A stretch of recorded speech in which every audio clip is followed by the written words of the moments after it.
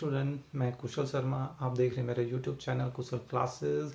आज हम 12th class के डिफरेंशिएशन चैप्टर, बहुत ही इंपॉर्टेंट चैप्टर है, उसको स्टार्ट करने वाले हैं। हालांकि हम डिफरेंशिएशन जो है 11th क्लास में भी ऑलरेडी करके आ चुके हैं, जिसमें हमने पॉलिनोमियल और ट्रिग्नोमेट्री इन दो फंक्शंस का डिफरेंशिएशन देखा था। हालांकि वैसे एक्सपोनेंशियल और लॉगरिथमिक के भी कुछ क्वेश्चंस थे, लेकिन उन पे इतनी प्रैक्टिस नहीं हुई थी।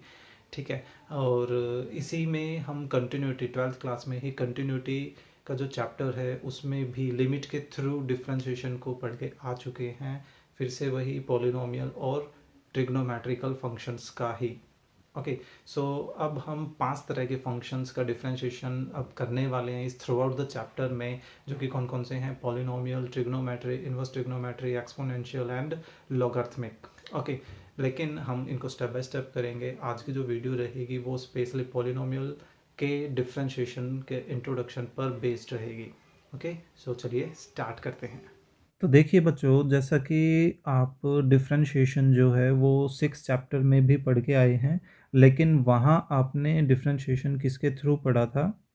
लिमिट्स के थ्रू पढ़ा था, है ना। अब हम डिफरेंशिएशन जो है वो डायरेक्ट वे में करने वाले हैं, और लेकिन जो 6 चैप्टर था उसमें डिफरेंशिएशन सिर्फ 2 टाइप्स के फंक्शंस तक ही लिमिटेड था। एक तो पॉलिनोमियल और second one is trigonometry, right. लेकिन आपको पता है कि भाई हमारे पास 5 तरह के फंक्शंस हैं जो हम अब तक पढ़ के आ चुके हैं। 11th क्लास तक हम पॉलिनोमियल, ट्रिग्नोमेट्री, एक्सपोनेंशियल, है ना, और लॉगरिथमिक, और अभी 12th क्लास में हम सेकंड चैप्टर जो कि क्या है, इनवर्स ट्रिग्नोमेट्री, उसको भी पढ़कर आए हैं। तो टोटल इनको मिलाकर हमारे पास 5 फंक्शंस हो गए हैं। इन पर हमें काम करना है। 6 चैप्टर में हम सिर्फ पॉलिनोमियल और ट्रिग्नोमेट्री का डिफरेंशिएशन करके आए थे लिमिट्स के थ्रू। तो देखिए, किसी भी फंक्शन को हम नॉर्मली एफ से डिनोट करते हैं, और रिलेशन फंक्शन हम ऑलरेडी पढ़ चुके हैं, तो आपको पता है कि भाई किसी भी फंक्शन को हम y के रूप में इस तरह से डिनोट कर सकते हैं, राइट। और यहाँ पर ये जो x होता है ये कैसा वेरिएबल होता है? एक इंडिपेंडेंट वेरिएबल होता है, इंडिपेंडेंट वेरिएबल। और y कैसा होता है? एक डिपेंडेंट वेरिएबल होता है ना। जैसे जैसे x की वैल्यू जो है वो चेंज होती जाएगी, y भी ऑटोमेटिकली चेंज होता जाएगा। तो बेसिकली यहाँ हमें x में जो चेंजेस आ रहे हैं, रेट ऑफ चेंज पता करना है कि x में जैसे जैसे रेट ऑफ चेंज हो रहा है तो y पे भी क्या इफ़ेक्ट पड़ेगा। तो इसकी जो एप्लीकेशन है वो हम इससे नेक्स्ट चैप्टर में पढ़ने वाले हैं। तो अभी डायरेक्टली हम उस लॉजिक पर आते हैं कि भाई किसी फंक्शन के डेरिवेटिव को डिनोट कैसे किया जाता है सबसे पहले तो, और फिर एक एक करके इन फंक्शंस पर काम करना स्टार्ट करेंगे। हालांकि हमारे लिए फर्स्ट एक्सरसाइज में सिर्फ इन्हीं दोनों फंक्शंस का डिफरेंशिएशन है। एक एक करके नेक्स्ट एक्सरसाइज में हम आगे बढ़ते हुए चलेंगे, ठीक है। सो सबसे पहले देखते हैं। देखिए, हमें कोई ऐसा स्ट्रक्चर दिया जाएगा, मतलब नॉर्मली लास्ट जो चैप्टर था उसमें भी हम देख के आए थे कि एफ डैश एक्स से हम नॉर्मली डिनोट करते थे। तो यहाँ एफ डैश किस चीज़ को रिप्रेजेंट करता था? एफ डैश रिप्रेजेंट करता था डिफरेंशिएशन को, है ना। और ये किस चीज़ को रिप्रेजेंट करता था कि भाई हम किस वेरिएबल के साथ जो है वो काम कर रहे हैं, है ना। इन द सेम वे यहाँ पर भी हमारे पास अब सेम लॉजिक है, बस उसको डिनोट करने का तरीका अलग है। तो ऊपर जो ये डी है ये एक्चुअल में किस चीज़ को रिप्रेजेंट करता है? डिफरेंशिएशन को रिप्रेजेंट करता है। भाई हमें डिफरेंशिएशन करना है, ओके। और डिनोमिनेटर में जो ये डी एक्स है ये किस चीज़ को रिप्रेजेंट करता है? ये रिप्रेजेंट करता है विद रिस्पेक्ट टू एक्स। यानी कि कहने का वही मतलब, भाई एक्स के साथ हमें काम करना है, एक्स वेरिएबल पर हमें काम करना है, ठीक है। जैसे लिमिट में एक्स टेंड्स टू समथिंग कुछ होता है, दैट मीन्स कि एक्स में चेंजेस, उसी तरह से यहाँ पर है विद रिस्पेक्ट टू एक्स, यानी कि एक्स में चेंजेस हमें करने हैं, ठीक है। अब किस पर काम करना है उसको यहाँ पर डिनोट कर दिया। अब बार बार देखिए, हम एफ एक्स लिखने की बजाय इसको किस तरह से डिनोट कर सकते हैं, इस तरह से, ठीक है। तो अब इस चीज़ को बोला कैसे जाता है, इसको बोला जाता है D by D X of Y, यानी कि पहले इसको इकट्ठा बोलना है डी बाई डी एक्स, फिर ऑफ वाई कि वाई फंक्शन का हमें डिफ्रेंशिएशन करना है। जैसे एक एग्जांपल के तौर पर आपको दिखाता हूँ कि D by D X of, मान लीजिए कि पॉलिनोमियल लिख लेते हैं, समथिंग लाइक दैट, ठीक है। तो ये आ गया, यानी कि आपको इस तरह का क्वेश्चन देखने को मिलेगा। तो सीधा सा मीनिंग इसका क्या होगा भाई, आपको इसका डेरिवेटिव करना है और किसके रिस्पेक्ट में करना है, विद रिस्पेक्ट टू एक्स करना है। ओके, सो अपने मेन टारगेट पे आते हैं, पॉलिनोमियल और ट्रिग्नोमेट्री, कि इनका डेरिवेटिव किया कैसे जाए। तो सबसे पहले हम पिक करते हैं पॉलिनोमियल को। तो पॉलिनोमियल में देखिए, सबसे पहले आपको सिंगल वेरिएबल पर काम करते हैं कि भाई हमें इसका डेरिवेटिव करना है, लेकिन विद सम पावर लेकर चल रहे हैं। यहाँ पर मान लीजिए हम n पावर लेके चल रहे हैं। तो सिंपल सा लॉजिक है, इस लॉजिक को समझने की कोशिश कीजिएगा। क्या है कि देखिए, जिस वेरिएबल के रिस्पेक्ट में आप काम कर रहे हैं उसी वेरिएबल की अगर कोई पावर है, ठीक है, ध्यान से सुनिएगा, जिस वेरिएबल पर काम कर रहे हैं उसी वेरिएबल की पावर है ना, तो हमें उस पावर पर पहले काम करना है। क्या काम करना है, पावर आगे ले आओ, आगे मतलब बाहर ले आओ, उसके मल्टीपल में ले आओ, ठीक है। क्या आ गई, n, और फिर वेरिएबल की पावर क्या कर दो, एक कम कर दो। सिंपल सा ये लॉजिक करना है। जैसे एक एग्जांपल लेके चलते हैं, हमें डेरिवेटिव किसका करना है, एक्स रेज टू पावर 3 का करना है। तो सिंपल सा इसका डेरिवेटिव क्या हो जाएगा, पावर आगे और पावर एक कम, यानी कि रिजल्ट क्या आ गया, 3x स्क्वेयर आ गया रिजल्ट। क्लियर है, सिंपल सा ही लॉजिक है, ठीक है। लेकिन यहाँ पर अभी तक आप एक चीज़ नोटिस करोगे, क्या हमने x पर काम किया कहीं, कहने को तो हमें क्या बोल रखा है भाई, x के साथ काम करना है, लेकिन क्या हमने x को कहीं पर भी टच किया, x को कोई हमने चेंजेस शो किया x में, बिल्कुल भी नहीं। हमने तो उसकी पावर पर चेंजेस को शो किया है ना, यानी कि x तक तो अभी तक हमारी कोई पहुंच हुई ही नहीं है। तो अब यहाँ पर समझते हैं कि यहाँ हमने x पर इफेक्ट क्यों नहीं दिखाया है। तो देखिए, मान लीजिए हमारे पास यहाँ x की कोई पावर नहीं है, कोई पावर नहीं होने का मतलब कितनी पावर हुई, सिंगल पावर हुई, है ना। तो चलिए मैं डिनोट कर ही देता हूँ। तो अब इसका डेरिवेटिव करते हैं, इसी स्टेप से करते हैं। तो क्या आएगा, पावर आगे मल्टीप्लाई में पावर एक कम। अब देखिए पावर एक कम करके दिखा रहे हैं, तो 1 - 1 कितनी पावर हो गई, पावर हो गई 0। अब किसी भी वैल्यू की, नॉन जीरो वैल्यू की पावर क्या हो जाए 0, तो रिजल्ट क्या आता है, 1 आता है। यहाँ भी ये बीच में डॉट नहीं है, पॉइंट नहीं है, ये मल्टीप्लाई का साइन है, आई होप आपको पता होगा। तो देखिए 1 × 1 कितना आ गया, 1 आ गया। यानी कि यहाँ से आपको एक डायरेक्ट रिजल्ट को ध्यान रखना है।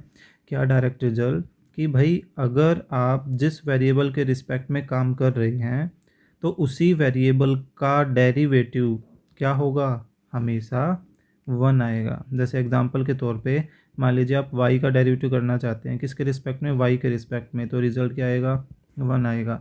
मान लीजिए आपको z का डेरिवेटिव करना है, किसके रिस्पेक्ट में, z के ही रिस्पेक्ट में, तो रिजल्ट क्या आएगा, 1 आएगा, समथिंग लाइक दैट। अब u का डेरिवेटिव कर रहे हैं, किसके रिस्पेक्ट में, u का रिस्पेक्ट में, तो डेरिवेटिव क्या आ जाएगा, 1 आ जाएगा। क्लियर है, ये लॉजिक समझ आ गया होगा। तो अब इसकी मेन जो प्रोसेस है उसको समझते हैं। देखिए अब इसको थोड़ा सा और आगे तक लेके जाते हैं। अभी ये कंप्लीट नहीं हुआ था, लेकिन एक तरह से वो कंप्लीट है भी और नहीं भी, बताता हूँ क्यों। तो देखिए यहाँ आपको क्या करना है, सबसे पहला काम तो यही होता है भाई, जिसके रिस्पेक्ट में काम कर रहे हैं ना उसकी पावर अगर है तो सबसे पहले तो आपको पावर पर काम करना है, पावर आगे पावर एक कम, और फिर मल्टीप्लाई में आपको किसका डेरिवेटिव करना है।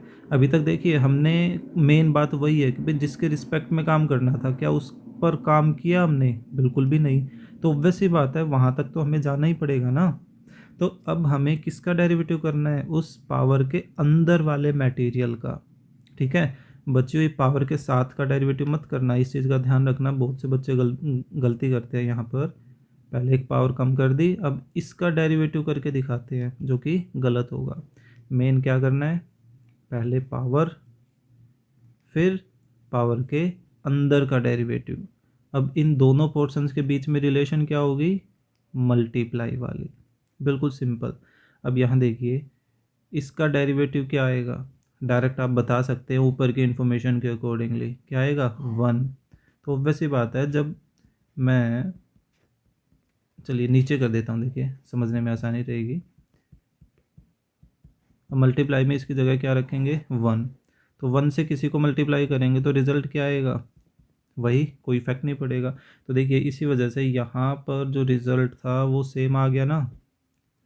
तो ये चीज़ आपको समझनी होगी एग्ज़ाम में अपना टाइम बचाने के लिए, कि भाई अगर पावर पर काम करके पावर के अंदर सिर्फ एक वेरिएबल बचता है जिसके रिस्पेक्ट में हमें काम करना है, ठीक है, तो आपको ये वाला स्टेप करके दिखाने की ज़रूरत नहीं है। आप एक स्टेप और एक स्टेप, ये दो स्टेप को स्किप कर सकते हैं। आप डायरेक्ट क्या है, यहाँ से इस स्टेप को शो कर सकते हैं। इस चीज़ को समझिए, ठीक है। जैसे एग्ज़ाम्पल आपके पास यहाँ ये मैंने लिया ही था, बिल्कुल सेम वही चीज़ है और कुछ भी नहीं है, ठीक है। अब आते हैं, अगर हमारे पास कोई ब्रैकेट है और ब्रैकेट की कोई पावर है, तब क्या सिचुएशन बनेगी?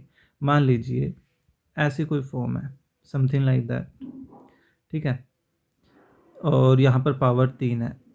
3 की बजाय ऐसा कर लेते हैं कि जैसे 3 पावर है तो इसको आप इस तरीके से भी कर सकते हैं कि भाई हमने क्या किया, इनकी पावर्स को ओपन कर लिया और ओपन करके अब आगे की हम प्रोसेस जो है वो कर सकते हैं, ठीक है।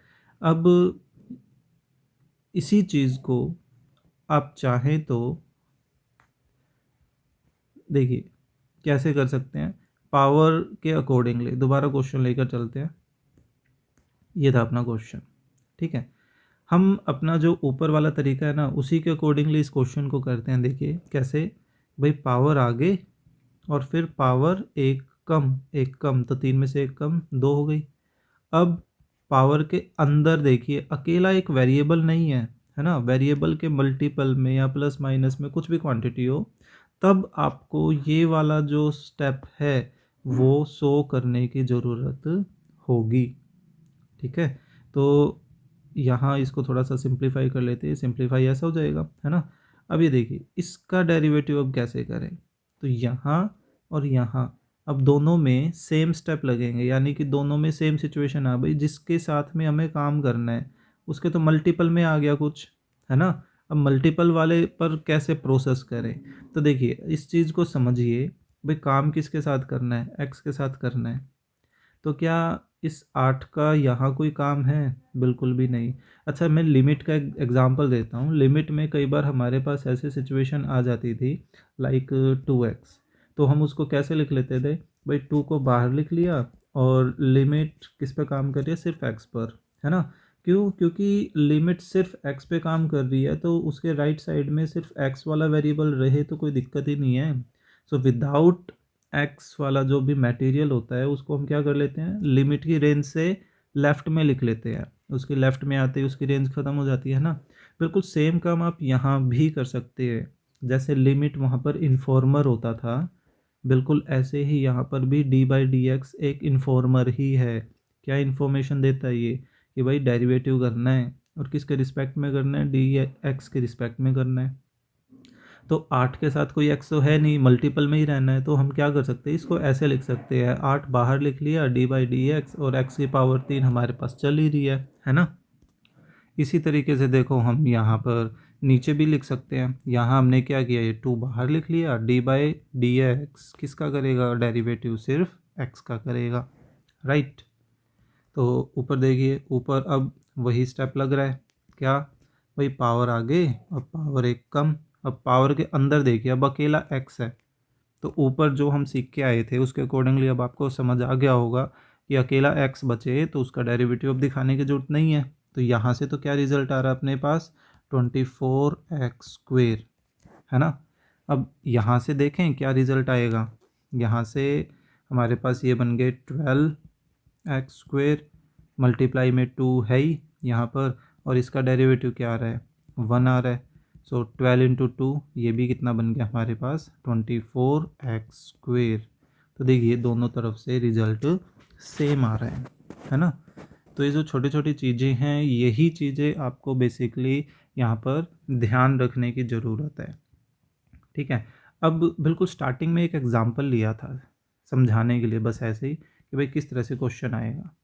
इसी का डेरिवेटिव अगर हमें करना पड़े तो कैसे करेंगे। तो देखिए मान लीजिए हम उसी को एज एग्जांपल लेकर चलते हैं कि भाई हमें डेरिवेटिव करना है, वही पॉलिनोमियल की ही सिचुएशन चल रही है ना।